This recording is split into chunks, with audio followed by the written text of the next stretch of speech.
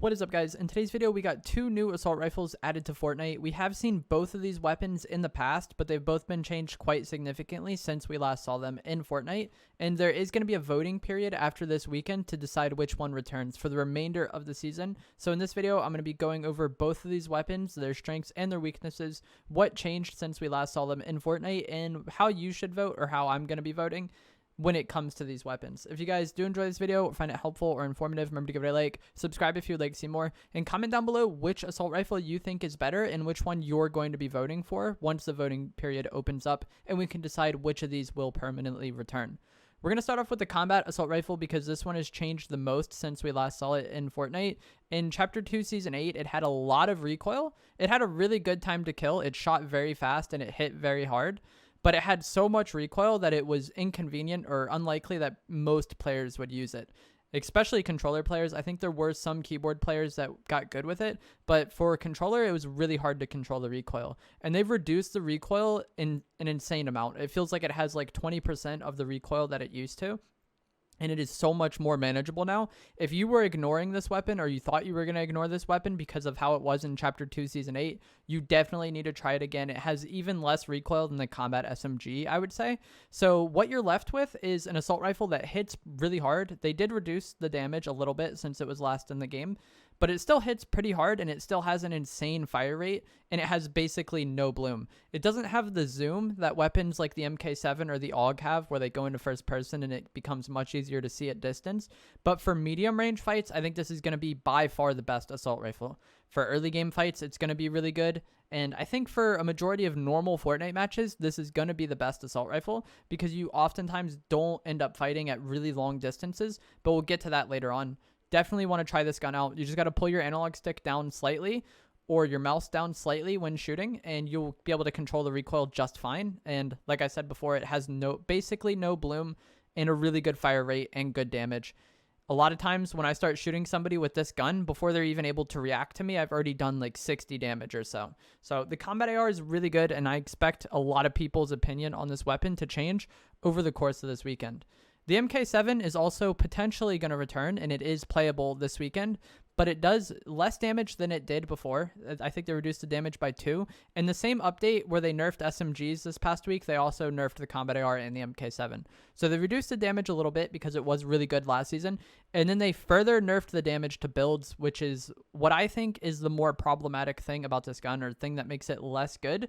Is it does less damage to builds, and even last season they had nerfed its damage to builds quite significantly, to the point where if you're shooting at somebody who was going to build, you probably weren't going to be able to kill them with the MK unless they were really weak. And that is even more so true now because it does even less damage to builds, so it's going to take even longer to shoot through somebody's wall.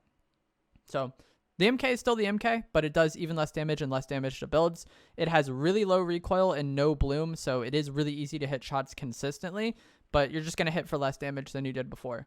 I think the combat AR is really good. The time to kill on this weapon is ridiculously fast. If you control the recoil fine, I feel like if you catch somebody out within 50 meters of you and you control the recoil okay, you're just going to remove them from existence. They're going to die so fast that they don't even know what happened.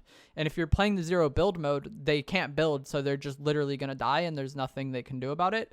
If you are playing normal pubs and the player can build, then sure, they can build to start blocking the bullets, but the gun shoots so fast that I feel like a lot of times I'm able to deal like 60 damage or so before they're even able to react. And then even if they do start building, this gun has a really high fire rate and it still does a decent amount of damage to builds. So it's really easy to like get shots in through the builds, much more so than it is with the MK7, the Ranger, or the AUG. I think for normal pubs or Fortnite game modes that have building, the Combat AR is probably the best assault rifle in the game right now. The AUG and the MK are better at long range because they have more zoom and they have that first person optic. But for a lot of how fights typically play out in normal pubs, you're not going to be ARing people at extremely long range. So for more like medium range fights, which is most of the fights you get in normal Fortnite, I think the Combat AR is the best, and it is just ridiculously good. You need to try this thing. Like I said, it's so overpowered right now. And the MK7 is still good, but it's basically worthless versus somebody who builds. Even if you hit only headshots, you're probably only going to do like 60 damage. And that's if you only hit headshots, you're probably only going to do that much before they build. If you hit 2 body shots, you basically did nothing to them. And they're just going to build, and there's really nothing you can do about it. Once they start building, the fight is basically over when it comes to the MK, or the MK's ability to like impact that fight. But when it comes to 0 builds, the MK7 is ridiculously good because of how easy it is to use and how consistent it is. It has a really high fire rate, basically no recoil, and no bloom. And it has that first person optic, which makes it really good at long range. And I feel like for the 0 build playlist, you oftentimes end up fighting players at longer ranges just because there is no builds. So if you're someone who only plays the 0 builds mode and you want a good assault rifle, the MK7 is probably the way to go. I think it's kind of like inverse. For normal pubs, I think the combat AR is better than the MK7, but for 0 builds, I think the MK7 is better than the combat AR. So you should probably vote accordingly. If you're a 0 builds player and you want a really good gun, you should probably vote for the MK7. If you're a pub player and you want a really good gun, you should probably vote for the combat AR. But at the same time, both of these weapons are kind of overpowered in their respective modes. Like, I think even though the MK7 isn't as good as the combat AR, if you're playing normal pubs, it's probably better if the combat AR doesn't exist because of how fast the gun is and how overpowered it is. So if you play normal pubs and you don't want that OP gun to have influence over your game, you should maybe vote for the MK7. Like, you can deny the vote by voting for the other one. And then the same is true for 0 builds. The combat AR is insane for 0 builds as well. But for a lot of in-game fights, I feel like long range is often what happens. Like, it'll be you behind a tree or a rock and then another player behind a tree or a rock, and y'all trade like long range AR shots. And for that type of fight, the MK7 is better. So if you don't want that having influence over your game and you only play 0 builds, you should maybe vote for the combat AR. So yeah, I would say when it comes to voting for these guns, just think about what kind of player you are, like which game mode you play, and then whether or not you want a really overpowered assault rifle. So if you want an OP assault rifle and you play normals, vote combat AR.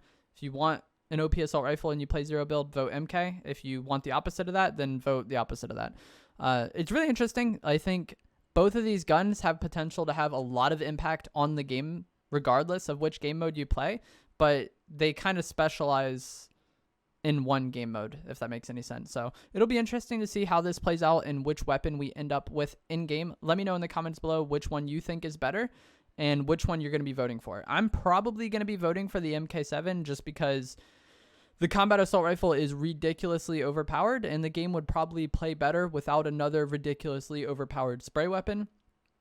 And so I'll probably vote for the MK. Even though the MK was really broken last season, it does very little damage to builds at this point, and I think it makes it a little bit easier to play against in the build modes. But I hope you guys enjoyed this video or find it helpful. I hope you try out both of these weapons and vote for which one you like in game. Thanks for watching.